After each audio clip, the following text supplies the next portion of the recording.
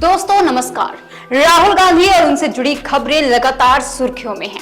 आपको अब तक पता चल ही गया होगा कि राहुल गांधी की लोकसभा की सदस्यता रद्द कर दी गई है। अब आगे आने वाले 6 साल तक वो लोकसभा के सदस्य नहीं रह सकेंगे।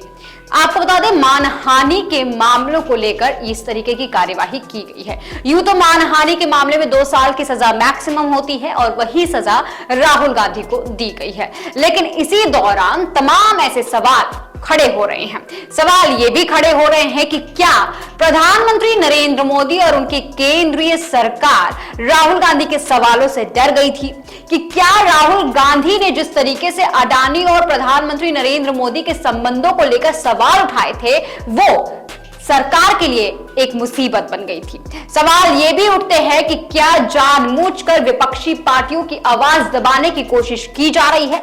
सवाल ये भी उठते हैं कि क्या राहुल गांधी को इस तरीके से उनको सजा दिलाकर और उनके खिलाफ तमाम आरोप लगाकर उनके खिलाफ तमाम कार्यवाही करके विपक्षी पार्टियों को अंधेरे कोने में बंद करने का भी प्रयास किया जा रहा है। जब से ये खबरें सामने आई हैं कि राहुल गांधी की सदस्यता रद्द कर दी गई है, तब से तमाम विपक्षी पार्टियों ने प्रधानमंत्री नरेंद्र मोदी और उनकी सत्ता और उनकी केंद्र सरकार पर सवाल उठाने शुरू कर दिए हैं। वहीं अगर मैं बात करूं कांग्रेस कार्यकर्ताओं की, तो उन्होंने राजघाट से लेकर सड़क से लेकर संसद तक इस मुद्दे को उठाया है और साथ ही सवाल उठाया है कि क्या प्रधानमंत्री नरेंद्र मोदी राहुल गांधी के बयानों से डर चुके हैं। वहीं अगर विपक्षी पार्टियों की बात करूं तो अरविंद केजरीवाल से लेकर अखिलेश यादव, ममता बनर्जी ने भी इस मुद्दे पर सवाल उठाए हैं। लेकिन इन सवालों और जवाबों के दरमियान कुछ तारीखें सामने आई हैं जिस पर भी आपका गौर फरमाना जरूरी है। चलिए उन तारीखों पर थोड़ा नजर डालते हैं। 13 अप्रैल 2019 ये वो तारीख है जिस दिन राहुल गांधी ने कर्नाटका में भाषण दिया था। इस भाषण में उन्होंने बोला था कि क्यों सारे भगौड़े और चोर का नाम नाम में सरनेम मोदी होता है, जैसे ललित मोदी, नीरव मोदी वगैरह वगैरह। इस बयान के बाद से 16 अप्रैल को उनके खिलाफ केस दर्ज कर लिया गया। केस दर्ज कराने वाले बीजेपी विधायक ही हैं। राहुल गांधी 16 जुलाई 2019, 10 दिसंबर 2019, 29 अक्टूबर 2021 को सूरत कोर्ट पहुंचते हैं अपना बयान वगैरह दर्ज कराने और पेश होने। जिसके बाद 7 मार्च 2022 को पुर्णेश मोदी, जो कि शिकायत करता है, उन्होंने खुद के ही केस पर स्टे लगाने के लिए हाई कोर्ट चले जाते हैं।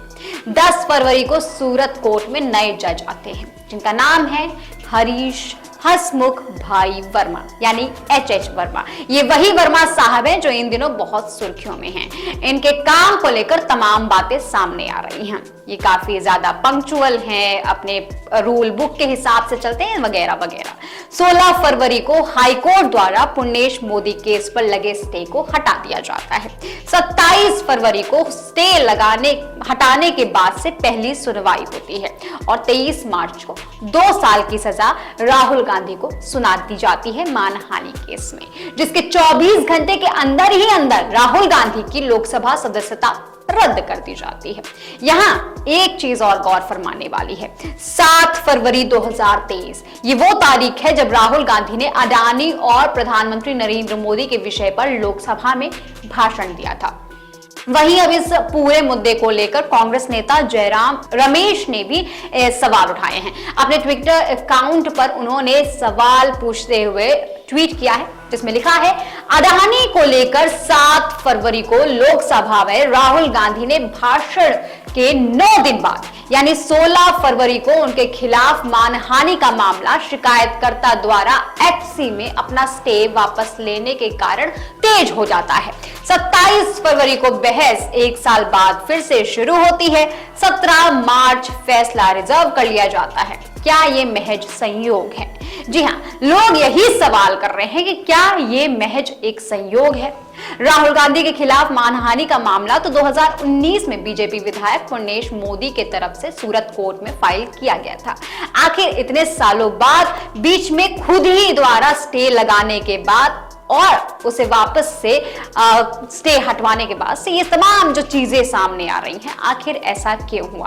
आपको बता दें, पुर्णेश मोदी बीजेपी विधायक हैं और वो गुजरात के ही सदस्य हैं। इन तमाम मुद्दों को लेकर अब विपक्षी पार्टियां और भी जोरों शोरों से प्रधानमंत्री नरेंद्र मोदी और उनकी सरकार पर सवाल उठा रही है। सवाल तो ये भी उठ रहे हैं कि क्या ये लोकतंत्र पर भी एक खतरा है। ये भी उठ रहे हैं कि क्या आगे आने वाले समय में इस तरीके के बयान जो भी देगा उन सभी लोगों के खिलाफ इस तरह की कार्यवाही की जाएगी। वहीं आपको बता दें, कांग्रेस नेता ने भी अब तमाम पुराने बयानों को खंगाला है और अब एफआईआर दर्ज कराने की बात भी कही है। इन तमाम मुद्दों में एक मुद्दा यह भी है कि प्रधानमंत्री नरेंद्र मोदी अभी तक अडानी विषय पर कुछ भी बोलने से नामंजूर हैं। दोस्तों, आपको क्या लगता है कि अडानी को लेकर ही ये सब कुछ हो रहा है कि क्या अडानी विषय पर ही चुप्पी साधने के लिए जानबूझ के राहुल गांधी को इस तरीके से उनकी सदस्यता रद्द कर दी गई है? दोस्तों, आपकी क्या कुछ राय है? कमेंट सेक्शन में जरूर लिखिएगा।